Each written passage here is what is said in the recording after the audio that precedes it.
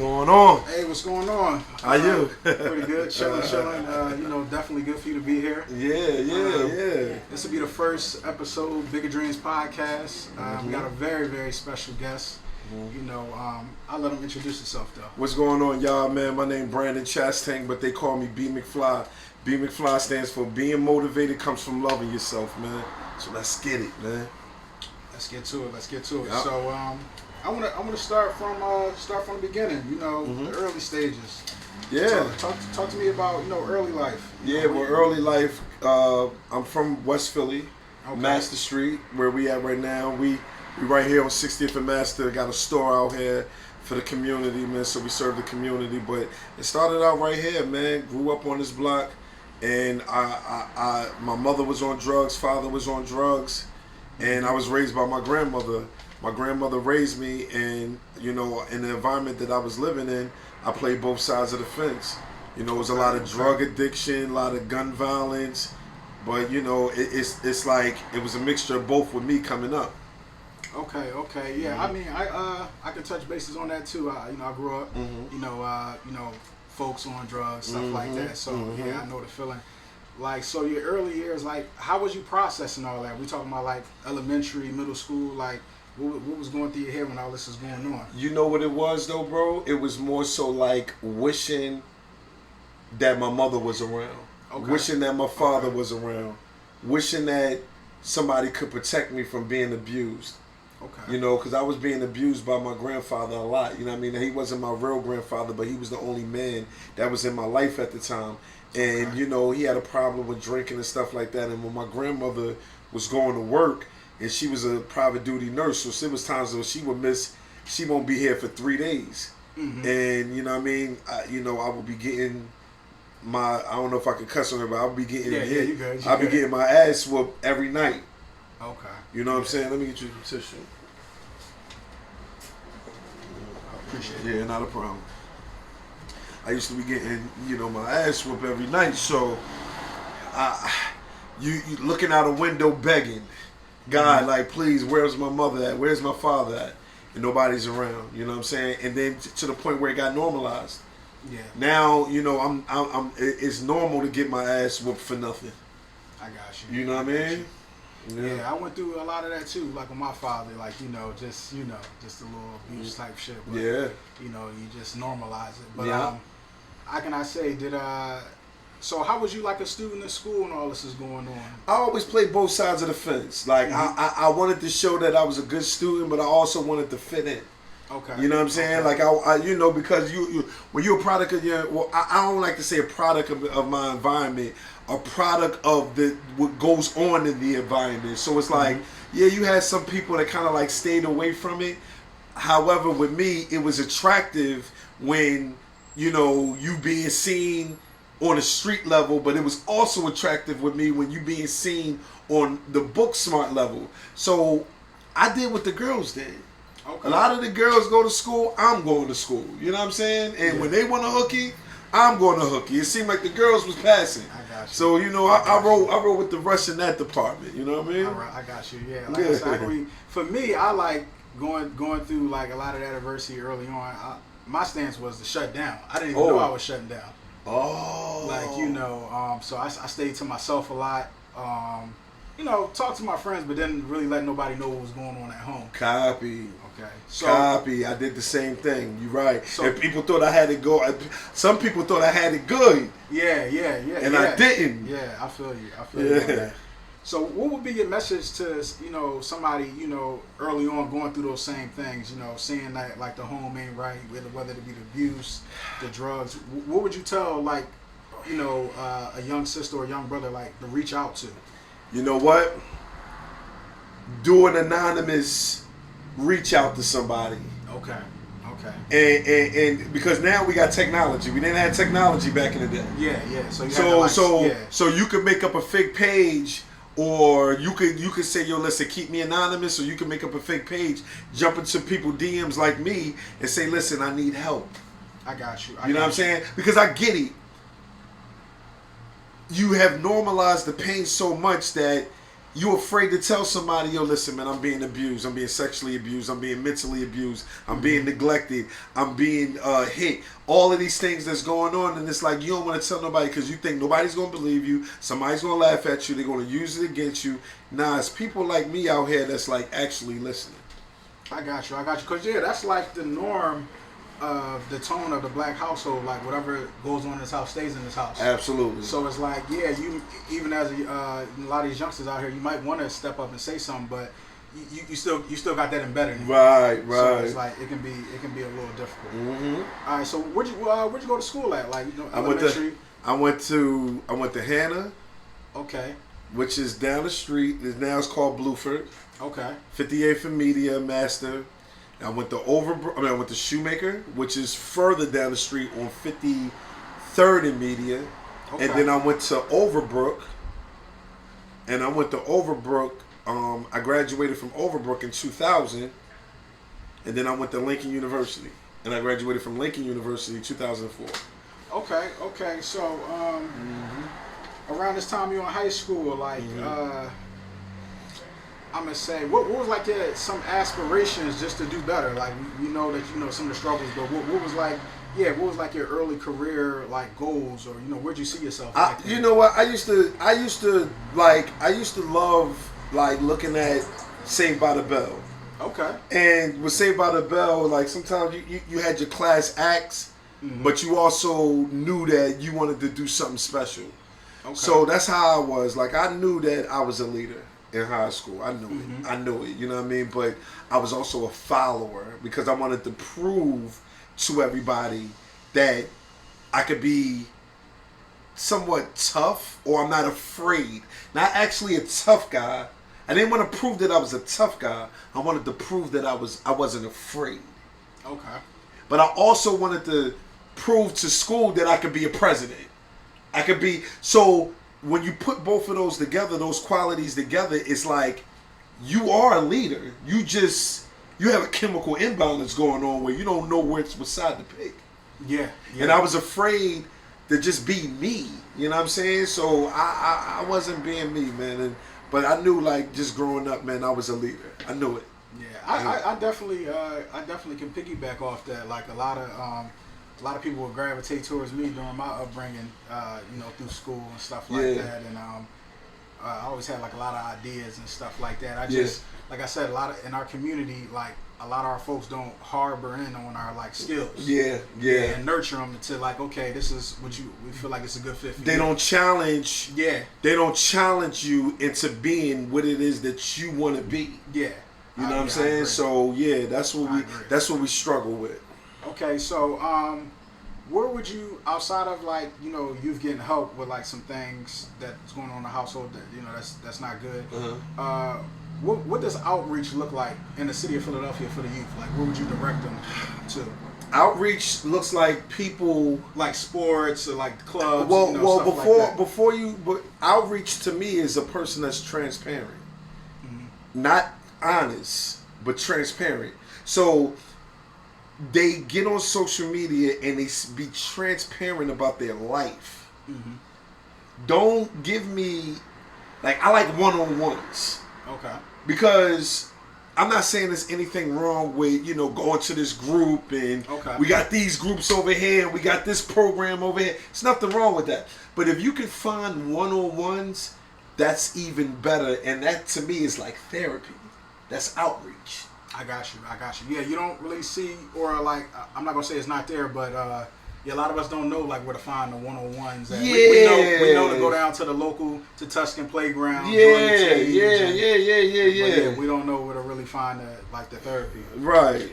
I got you on that. All right, so I know you said you was like a follower, follower, but you was a leader.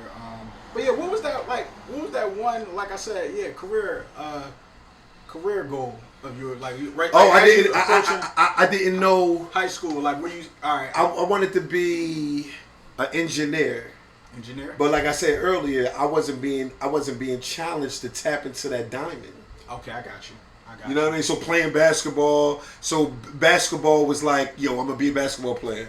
Then I realized that I wasn't that good to go to Villanova.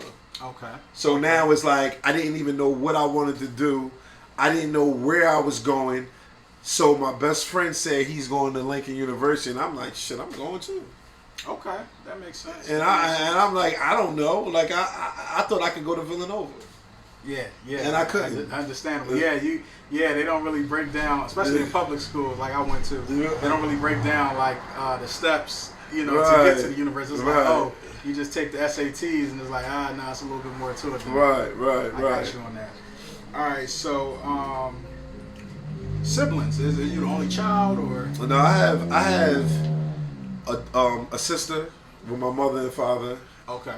And then my father has 4 other kids. Okay, 4 other kids. All right. So what's like the age difference between y'all and growing up? Were y'all close? Me and my sister, I'm old. I'm the oldest. Okay. And then my sister's 34. And then I want to say my other 4 siblings are still in their 20s, I believe. Okay. But we weren't close. Me and my older sister just got closer like 10 years ago. Okay. You know what I mean?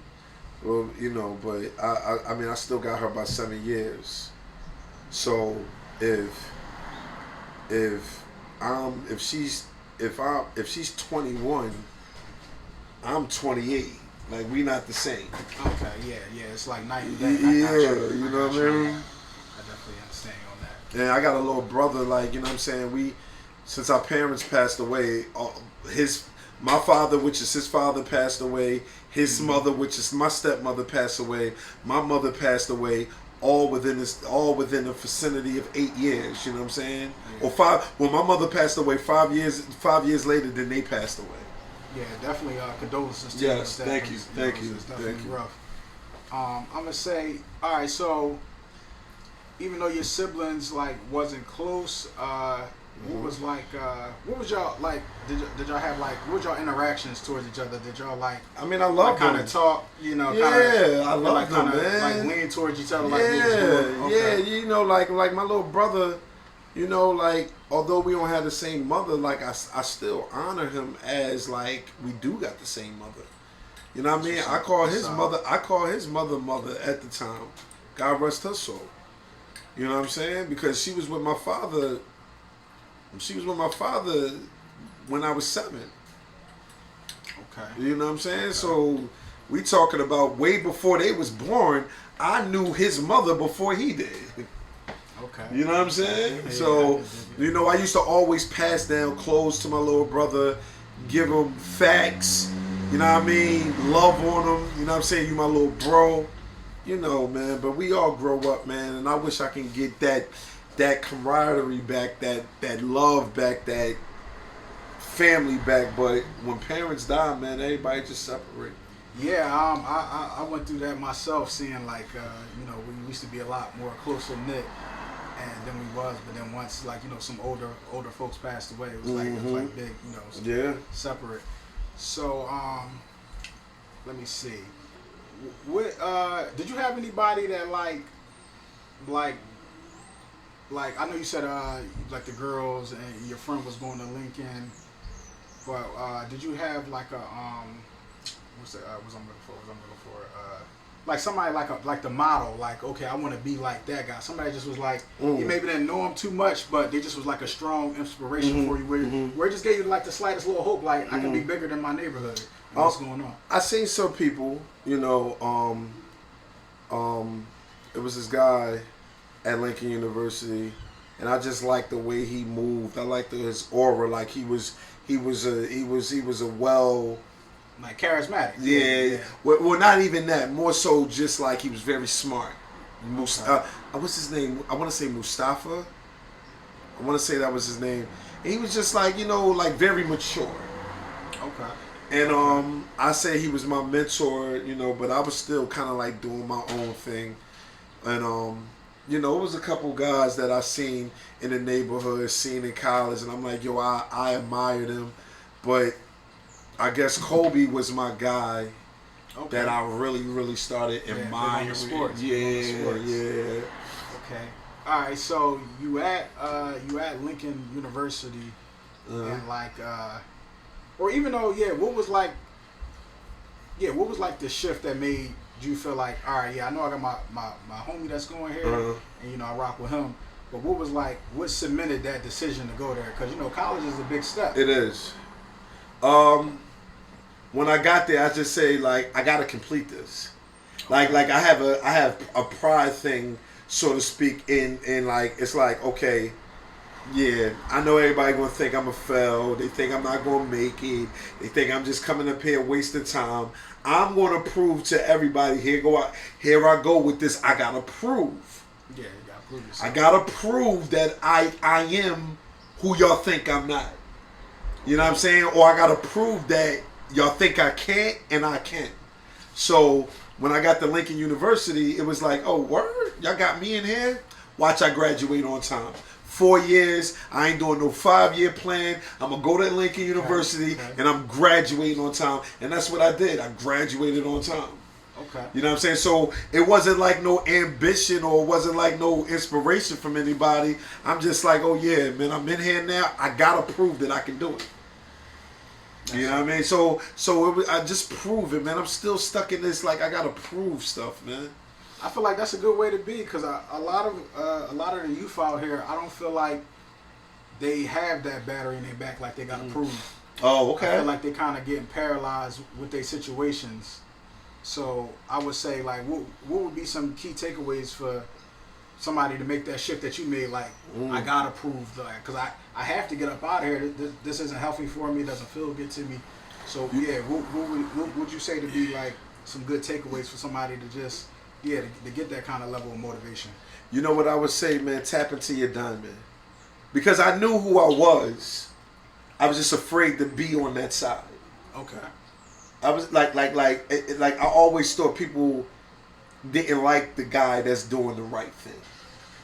You know what I'm saying? So when you look in the mirror, you know who you are, right? You look at yourself, you see, like, this is, when you're not in front of everybody, this is your character. It's nothing wrong with your character. Tap into that diamond. Don't wait till you're 36 years old like I did at the time. Okay. Tap into your diamond now. You're 18 years old, you're 21 years old. Tap into your diamond now. By the time you turn 36, you're going to be like, I'm not old. See, at 21, you probably look at the age 36 and be like, no, that's old as hell. No, it's not, actually. It's not, man. I'm 31, man. Yeah, it's not. It flew by, man. 21, and you looked at 31, you like, man, that's old as shit, but it's really not. Nah, man. You still can do things that you used to do when you was 21. That's very true, very true. So at the end of the day, man, my advice is tap into that diamond. Don't be afraid of your diamond. Okay, don't be afraid of your diamond. Yeah. Okay. So, all right, you get to Lincoln. So, what you majoring in? What Criminal justice, because I didn't know nothing else. Okay. I didn't know anything else, man. I didn't know what to do. I'm like, yo, listen, since I'm still in this proving stage, let me just pick something that makes sense, something that's easy. I mean, shit, we come from a bunch of criminals. We committed criminal activities before. You know what I mean? Somehow, whether they were petty or whether they was major, let me just tap in this, man, because, you know, I could possibly be a lawyer. I could possibly be what's that? A PO, you know what I mean? A probation officer, a parole officer. I can do something in the criminal justice field with my people and help my people.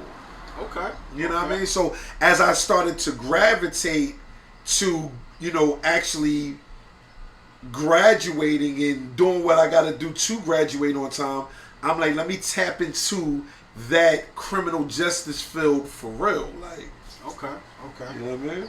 But that's like I said, that's some amazing, like, just way of being, like, you know, the way you carried yourself, because you know, a lot of us that come from these environments, it's all systematic to tear us down. Yeah. So for you to kind of take the negative and turn it into a positive is definitely, you know, it's definitely amazing. So what would you think that was going on, or that you were doing subconsciously, that, you know, to keep giving you that motivation outside of you just feeling like you had to prove yourself? Like, you know, do you think anything was it you know, somebody else, like, you know, relative cheering you on, grandmom, or like what you think that was like just helped fuel and that monster that was like, I got to do this? I just wanted to do something that's never been done. Okay. Like in my family, like I always. So I was the first to actually graduate from college. Okay. On my mother and my father's side. Okay. Okay. You know what I'm saying? So that, I'm not gonna necessarily say like that's like I'm better than anybody. You know what I mean? I'm not gonna make it seem like I'm better than anybody, but I am gonna say like I hold that crown. Like I'm the. Yeah. Yeah. You all right? Yeah. Okay. Sorry, y'all. Nah, it's all good. Yeah. So, but I am gonna say I hold that crown of, like, when I look at my great grandmother and my great grandfather, they had 5 kids. None of them graduated from college. They had kids. None of the kids graduated from college. My mother had me. I graduated from college. Pardon me, y'all. We doing the interview. I'm gonna be out there in a little bit. No, you all good. You all good. All right, so you get the Lincoln. You know, you striving to, you know, finish on time. Was it any setbacks there that, or any like just trial and tribulations you remember that kind of just had you like Yeah, being broke. Okay, yeah, let's talk. Yeah, about like you know what I'm saying? Like Mama Love wasn't sending me no money. I got you. You know what I'm saying? Like when you in college, man, like you trying to prove that you fly, you trying to prove that you got some support, but like guess what? You know, I wasn't getting no, yo mom, can you wire me $150? Like I wasn't even getting $20. Yeah, that's so now I gotta figure it out now. Yeah. You know what I'm saying? So I'm dealing with, you know, some girls that got, you know, they're spoiled and they can hook it, you know what I mean? Like look out for me. Okay. You know what I'm saying? Like I'm you know, my charisma, I'm finessing, I got, you know, we get what is it called when you get your refund checks? The fast propel. Yeah, man. So you, oh my God, I can't wait for homecoming. I'm gonna use this FAFSA money and I'm gonna go ahead and get right.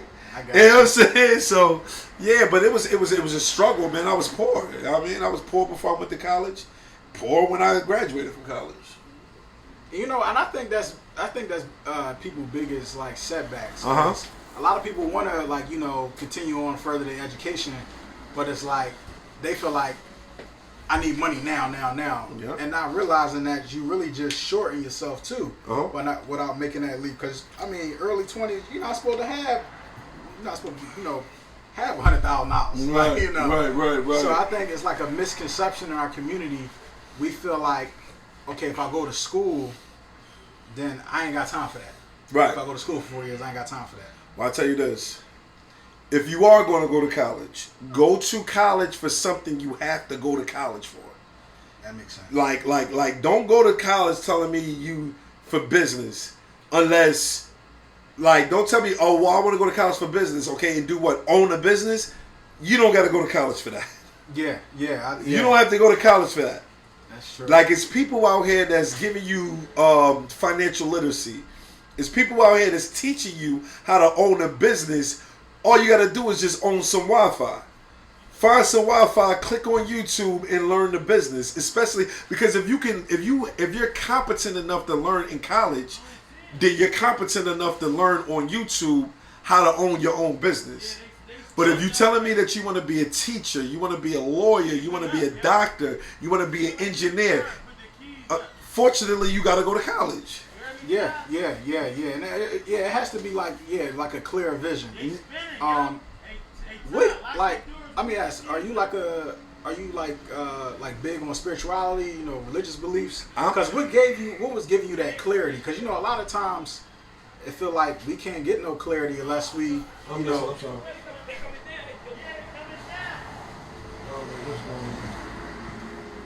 Yeah, stuff. But yeah, a lot of times we feel like we can't, you know, we don't know where to get that clarity from. I'm sorry. No, it's good. Yes, make sure everything good. Okay. All right. But yeah, we good. What What what was giving you that clarity, or like was it religion, or just like I said, relatives, friend, like what was helping you just with that clarity where it's like, okay. I always believed in God. Okay. But I was a little upset with God through growing up. I got you. Yeah, I got you. And this is no disrespect to anybody that's religious. Mm-hmm. But I was a little upset with God because I was being abused. I was being hurt. I was being neglected.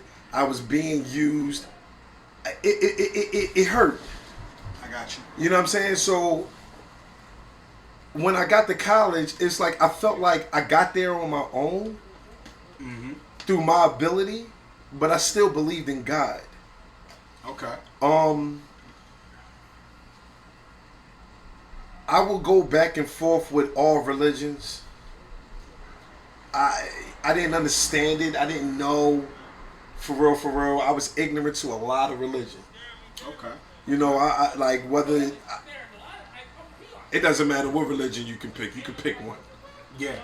I was ignorant to it because I didn't understand it. Like some of this was just forced and taught behavior.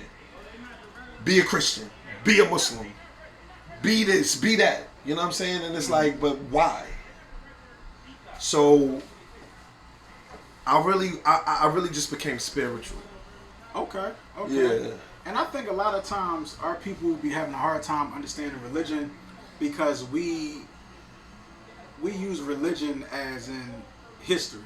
Yeah. And we don't do the legwork enough of saying, okay, right. What's the origin of all this? Right. Like, okay, the right. origin is, ancient Egyptian civilization, is the beginning. And everything stems from there. I totally agree. So I think once our people kind of just like go to the origin, then the religion will make more sense. I highly agree. Make more sense. But okay, so you at Lincoln, you're doing your thing. It's a little bit of struggle, but you're going through the motions. Yeah. How can I say? All right, you said you graduated on time. 2004. 2004. So okay, what was? All right. Bam, you got the degree. Mm-hmm. 432 for Nels. What's next? I come back out here.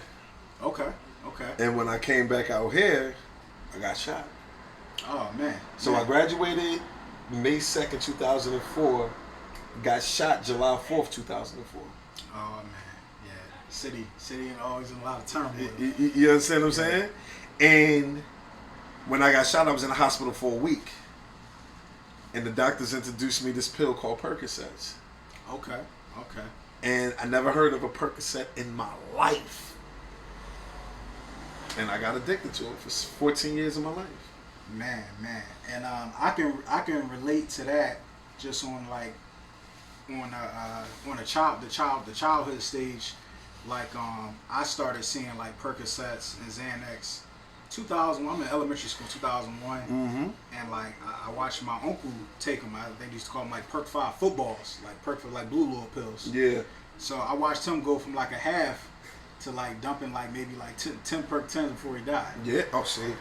And I'm a kid, and I'm seeing my whole community like same situation. Injuries, and it go from because my grandmother was selling them out the house, so it go from people being able to to pay that Friday to Miss Jackie, I got you next week. Right. I got you on the 30th. Right. So I'm just seeing like a shift, and I'm like, man, like this, what's going on here? So it was very difficult. It was very difficult.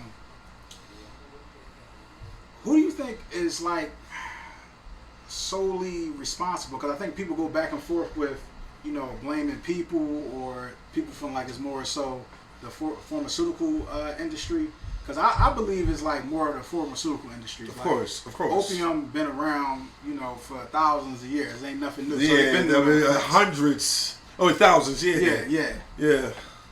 So I mean, it's like. So who do you think? Like, I mean, of course. Listen, America is built on you coming back. Yeah, business. It's a business. It's all business. If we have service, you are a customer. It's nothing personal. It's a business. So, especially for doctors, I always say doctors are black people's worst enemies. Not all of them, but doctors are black people worst enemies. Yeah, the majority of them. The majority of them, because they're not telling you to be cautious. They're not. This is not for cautious purposes. This is for you to come back and keep coming back and keep coming back. What controls people? What businesses control people? The medical field, the police, the IRS, public schools, IRS, the IRS, the state jails. Yeah. The list goes on. How do you control black people? Being organized under a system and being loyal to the system.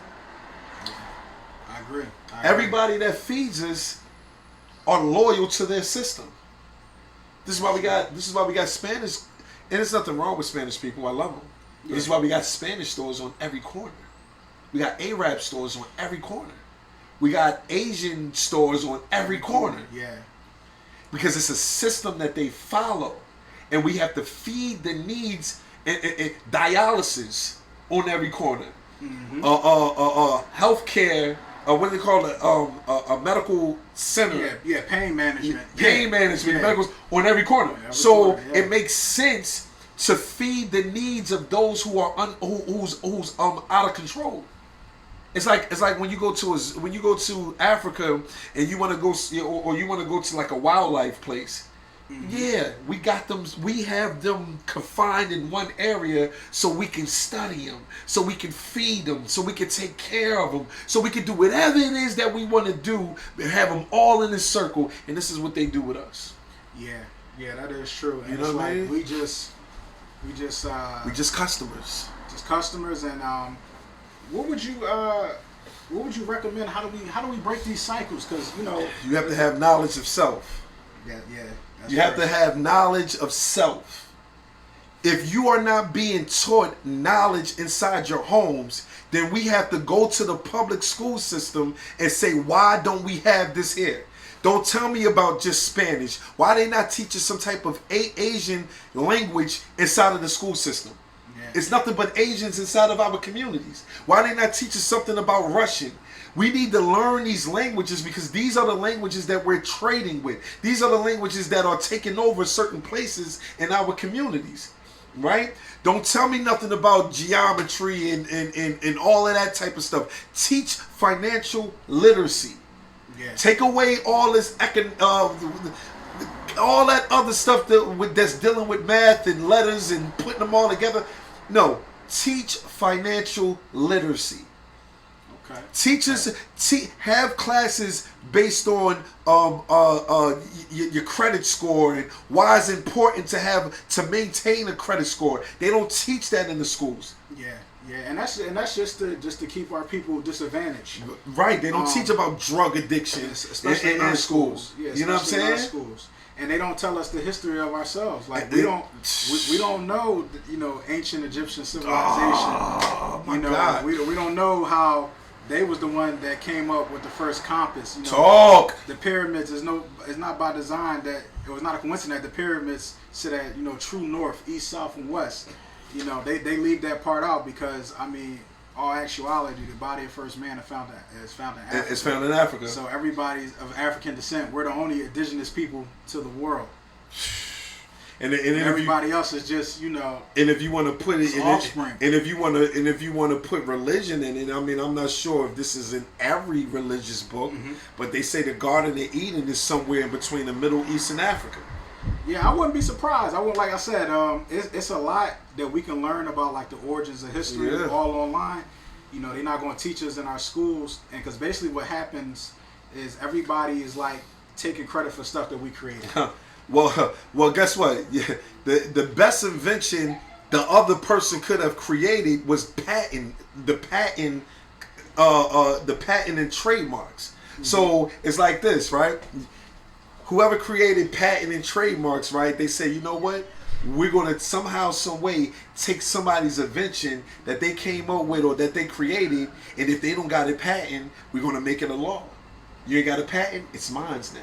Yeah. And that's how I look at it. Like, it's like, okay, like the easiest thing in life to be is a dummy, yo. Yeah, no. You ain't got to put in no time. Listen, the easiest thing in life to be is a dummy. You don't got to put in no work. You don't got to put in no time. You ain't got to put in no effort. You can be content. And guess what's going to happen? You're going to find yourself by yourself trying to pick yourself up. They say knowledge is power. I'm going to take it a step further and say applied knowledge is powerful. Yeah, you got to apply it. You got to apply it. You got a lot of us out here that just got a lot of knowledge, but we don't know how to put it together. It's like being cleverly dumb. Yeah, it's like being cleverly dumb. Yes, sir. Yeah, that's the truth. All right, so you get shot, unfortunately. You know, coming back. Yeah. Prescription. You know, walk us down like that path or what that looked like. Let me tell you something, right? You know, you get the Percocets. I did almost anything to get Percocets. Okay. The only thing that I didn't do was something, like something with another man. I got you. Never did none of that. But I don't look at myself better than what another man did with another man. Because guess what? Yeah. I stole from my kids. So who the hell am I to judge anybody? Yeah. You know what I'm saying?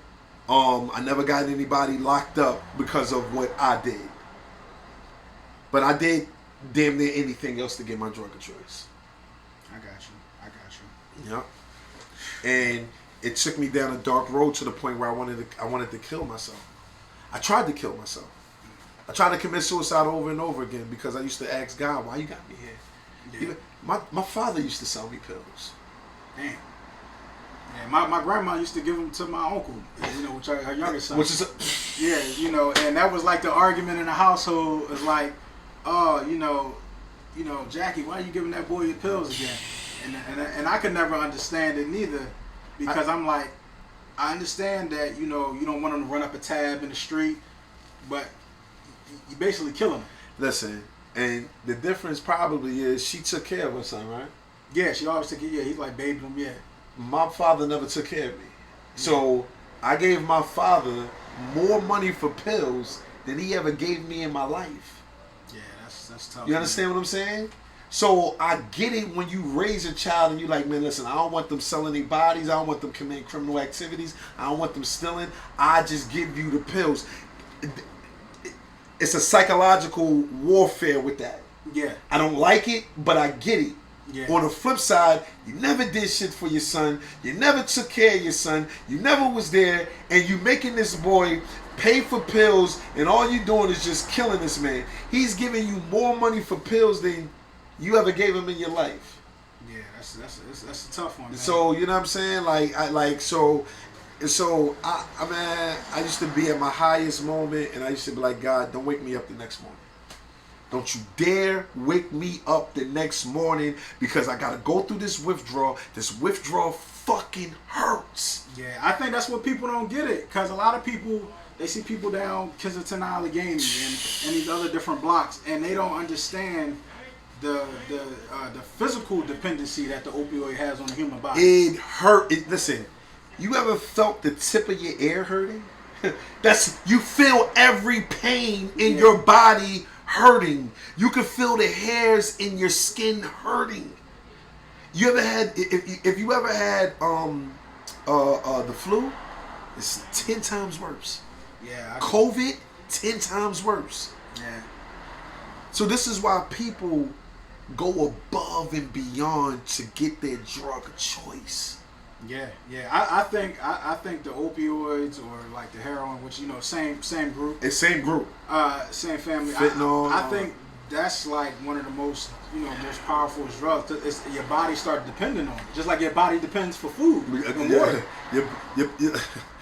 Whatever your body depends on, it depends for warmth. Yeah. It depends on being cold because it's too hot. Whatever's going on with your body is 10 times worse than that. Yeah. Yeah. Man. So you imagine we hot right now, but we not dying of being hot. You know what I'm saying? It feels like I'm dying when I'm going through withdrawal, and I need that pill. Yeah, that's why I always felt bad for my uncle, because he was a good dude, like, you know, real smart. Yeah. You could do math like in his head. See what I'm saying? But and he was one of them dudes that he was selling drugs, but he wasn't really like committed to it. So you can see, like, you know, he just doing it just like to pass time or something. I know what you mean. Yeah, I know he didn't want to be out there. But so I always felt like he had a raw deal, and I just felt like a lot of our people, a lot of our family, they didn't understand what he was going through, or you know, so yeah, it was bad. But all right, so you're going through all these dark years. Mm-hmm. How can I say? Is it any? Well, first, how many kids you got now? You said I got so now I got 4 kids now. Now I'm deep in my addiction, and I had 4 kids. In the span of how many years did it take you? Everybody 5, 5, and 5. Okay, everybody 5. So my first child was in 2000, and then 5 years or 4 years from that, I had my daughter. 2004. Then 5 years from 2004, I had my son, and then 5 years after that, in 2013, 14. I'm sorry, I had my daughter. Okay. You know what I mean? So I got a boy, girl, boy, girl. Okay, I got you. So, so I did read you was married. So this, you know, I'm not married. Oh, okay. No, I'm not married. Bad source. Yeah, no, that's all right. It's all right. Yeah. So, this is all the same woman, or no? So I have 3 co-parents. I call them co-parents. That rolls off the tongue a lot. I have 3. Yeah, I have 3 co-parents. Okay. No. So, how can I say it? When you, when the kids, when you're having these different kids, and what, how's the relationship like with the mothers? Like, you know, are they still like standing by your side? Or, in the beginning, what's your support system look like during these dark times? Well, my 3rd co-parent, she felt it the most. Okay. And I love her to this day. We're not together, but I honor her soul for helping me get through this dark time. Okay. Because she never gave up on me. She had the most patience. And I feel like I'm forever indebted to her. But for a woman to like push you to the point where no matter what, man, that was my worst time, bro. It was my worst time in my life. And she didn't give up on me. It's sad that we couldn't be together or can't be together. But I'm forever indebted, and I appreciate it, man. No, I understand that, because a lot of us black men, we don't really have that. Like, somebody that's, like that we feel like somebody's in the corner. Even sometimes we do got it, it don't feel that way. Yeah. So we, I feel like that's why a lot of us is lost, because, you can't get nowhere without help. There's no such thing as a self-made millionaire. No, it's not. You look at Michael Jordan in The Last Dance, he would have never got the deal with Nike if his mother didn't make him get on the plane. Hello. So, how do us black men, how do we, like, how can I say, what's the answer to, like, to fix a lot of the problems, the gun violence, the drug addiction? We have to get into the schools. Yeah. I know, this may sound far-fetched. We gotta go where majority young. Yeah. We gotta kill a monster when it's young. Yeah. You can't knock on people's doors and tell them, yo, listen, you gotta raise your kid right. Yeah. That don't make sense. There's no manual on how to raise a child. And every child that's acting up doesn't mean that the parents are bad. Terrible, right? But we gotta get them where is majority of the kids going to school from 8 o'clock to 3 o'clock? Where are the majority of the kids going from 8 o'clock to 3 o'clock? In school. Yeah, in school. That takes up most of their day. Yeah. It takes up, and most of the students are going to school. Yeah. Yeah. If you got 500 kids inside of a school, and you telling me 75 of them are absent because they want to do their own thing, that ratio is still tight low. We can still get them. Yeah. So I feel like people that can relate, people that got the knowledge.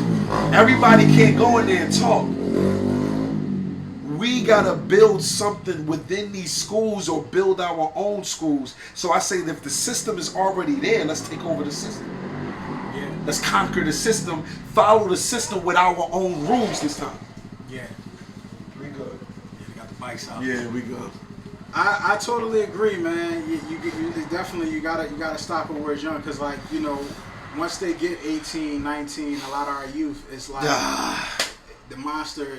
Now we gotta wait 10. We gotta now. By the time they turn 19, it's like, okay, let's give them about 10 years. If they live, Yeah. hopefully they start changing. Yeah, we trying to remove 19 years of darkness. Yeah, so yeah, I definitely feel like. All right, so all right, you going through the addiction. What brought you out of that? Like, what does the coming out stage look like? Well, I kept waking up. Yeah, that was blessings. So it was blessings with that. So it was like, you know what? My co-parent said, listen, my last co-parent, because she's my last co-parent, she said, listen, man, you ready this go around? I'm like, listen, I'm ready. Okay. So I went into rehab. I did 30 days in rehab. And here I go with this. I got to prove I'm not coming back to this motherfucker again. Yeah. So that means I am not going to use ever again. I'm not drinking. I'm not smoking. I'm not doing shit, because I became a student inside. So I want to tell people, don't think that you can stop on your own. And if you do stop on your own, you still got to become a student of sobriety. And I became a student of sobriety, and I'll be 6 years sober January the 21st, 2024. Hey, so. man, that's a beautiful thing. Yeah. That's a beautiful thing. Yeah. I think that would have helped my uncle. He just, he never made it to the rehab part. Yes, it took a lot though. Yeah. I'm talking about it took you got to be a strong individual to face humiliation. Yeah. Because when you've been a man all your life and now you need help, that hurts. Yeah. Like everybody got to see big man on campus need help now. Yeah, and especially with the men, I feel like it's a pride, like whether it be yeah. drugs or just therapy for men of color. It's a lot of it's our ego that gets in the way. Yeah. All right, so you come out of that. I come out of it. Come out of it now. Now the grass is greener. I'm down. Now I'm like in there. Like my last 2 weeks, I was like, yo, I gotta be the top motivator in the world, sober messenger. I gotta do something on the internet to have people gravitate to me. I'ma create skits. Okay. Yeah. I'ma create skits. So now I'm tapping into my talent. I'm tapping into my diamond. This is who communications and cameras is somebody. That's who I really am. Mm-hmm. Acting, whatever. You know what I'm saying? In front of the camera. Man, I created my first skit. I had my oldest son, hold the phone. I remember vividly my son saying, "Dad, what you think you gonna take off?" Man, I created that skit, 125,000 followers later. Okay, yeah. Oh, you up to something? Yeah, Steph Curry following me, Damian Lillard following. When I see Steph Curry following, I said, "Oh God, oh yeah, that's wild, that's crazy." But now everybody following me, celebrities, people helping people with addiction and mental health, and I'm like, yeah, we doing it. Yeah. But this came with a price too. Yeah. It came with a price, man, because it's people that don't like the agenda. And I recently went through something January the 20. How many days in it? 31st. Yeah, 31 days. Yeah, I went through something January the 31st, man. Yeah, how I stumbled upon you, was Instagram. I was like, oh, okay, I like how you're moving, because I don't follow a lot of people. Yeah. It's probably you, Wallow, Eric Thomas. Yeah. So it's like, because we got a lot of people that's on the internet. Fraud. But it's a bunch of negativity. Yeah. Bunch of negativity. Yeah. People, going back and forth. I ain't with none of that. Entertainers. I ain't with none of that. I'm not selling my soul. I'm not selling my soul to go at my brother. Yeah. Just for some views and some likes. Yeah, man. So. And that's why it's slow for me, because I'm not selling my soul. Yeah, because like, if you was to get online and just start bashing people in the city, What? you'd be through the roof. What? You know, telling lies or telling truth. Yeah, adding lies to the truth. Hey man, you probably what's that?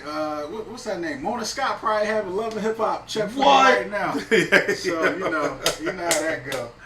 Yeah, so I went through something, man, and I was actually in a shootout with a person. Oh yeah, I seen the news. Yeah, I seen the news. and I'm like, this was my third encounter with this guy, man, and I'm just like, he from up here. It's crazy. You know what I'm saying? And I felt bad because I'm like, bro, I'm out here doing positive work. Like, I don't even know you. Yeah. Thank God I'm alive. Thank God he's alive. How about that? Yeah, thank God. Because we was actually shooting it out. Yeah, man, that's different beast. Yeah. Beast. You know what I mean? I'm legal to carry, so, you know what I mean? I learned from my ancestors. Yeah, we gotta defend ourselves. You got to defend ourselves. Our ancestors died, you know what I mean, trying to tell the truth in the community. Yeah, and defend ourselves. You know what I mean? Yeah, you're right about that. So let me see. What would be your message to the youth and adults, like, especially the things you're doing now? How are you, how are you combating this adversity? I gotta keep showing and proving. Okay. I gotta keep. Consistency is key. You understand what I'm saying? Like we got a store right here. He's the owner. Okay. Shizzy Mac. He's the owner. What's going on, bro? You know what I'm saying? And these are the things that happens when you finally get it together. Yeah. You start cleaning up your community. What you messed up on, you clean it up now.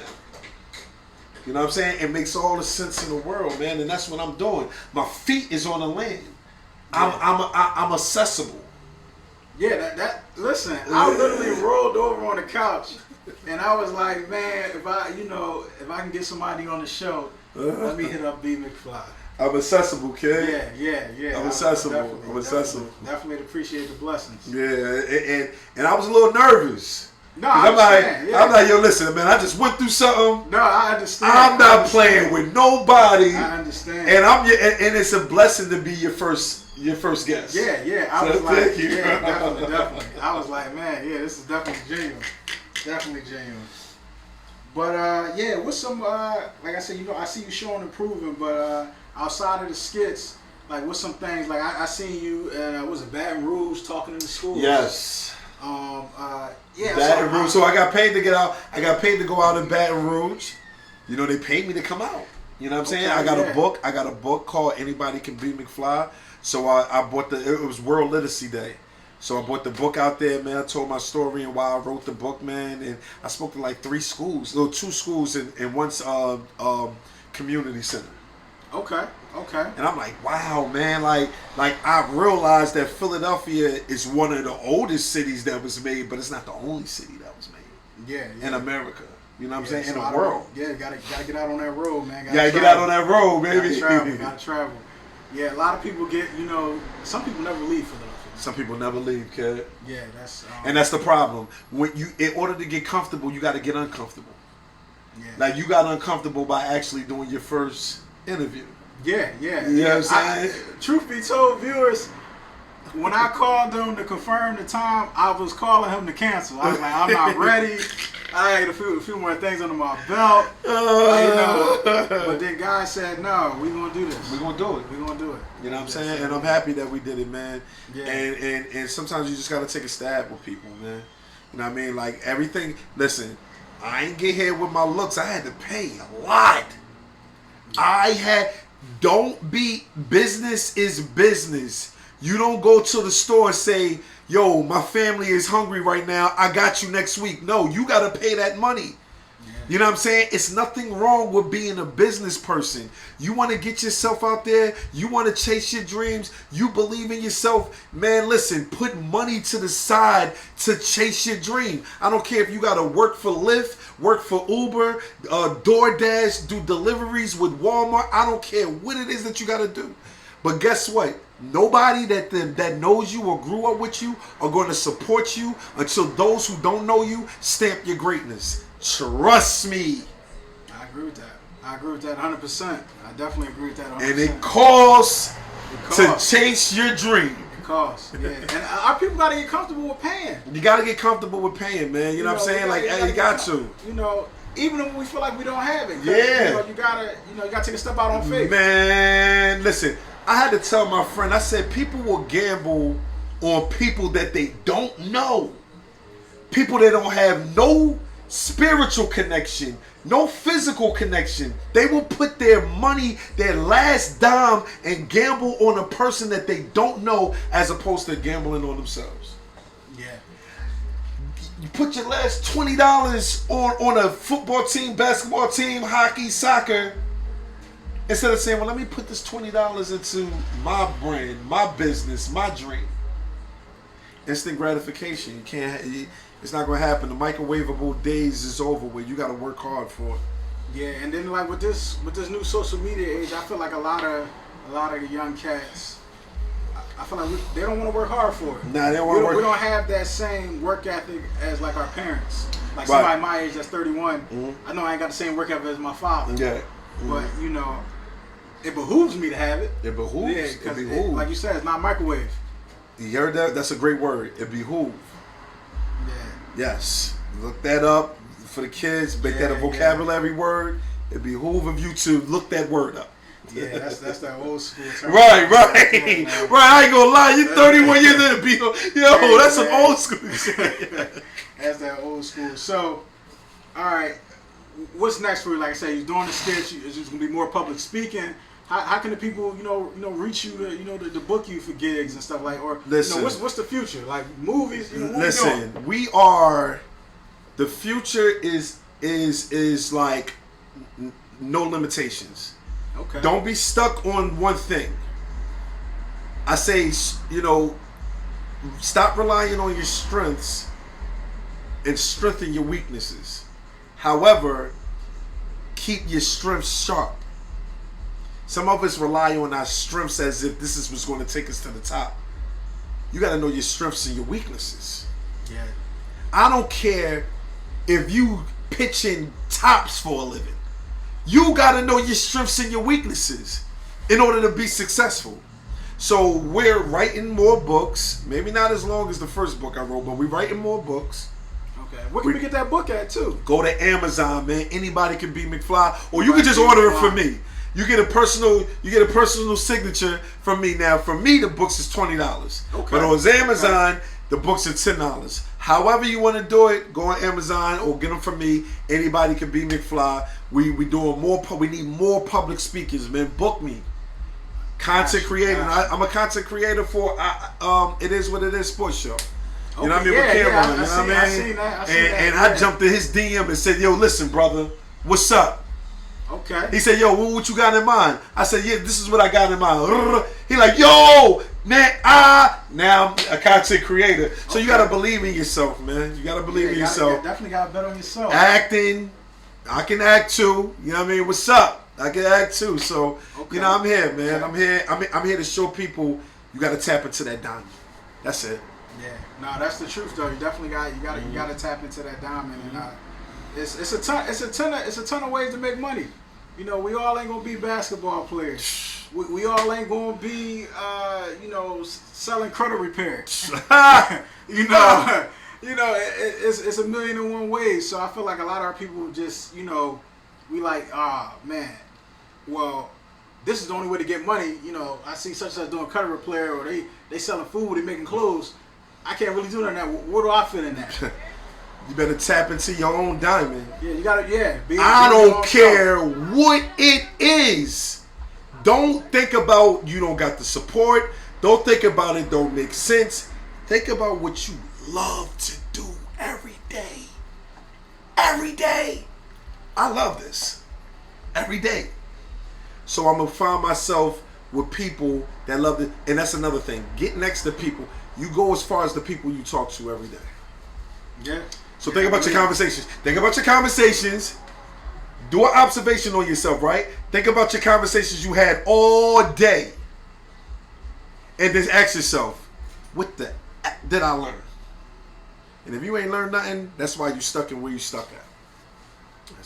That's my spill for the hour. Where can the people get you? What's the Instagram?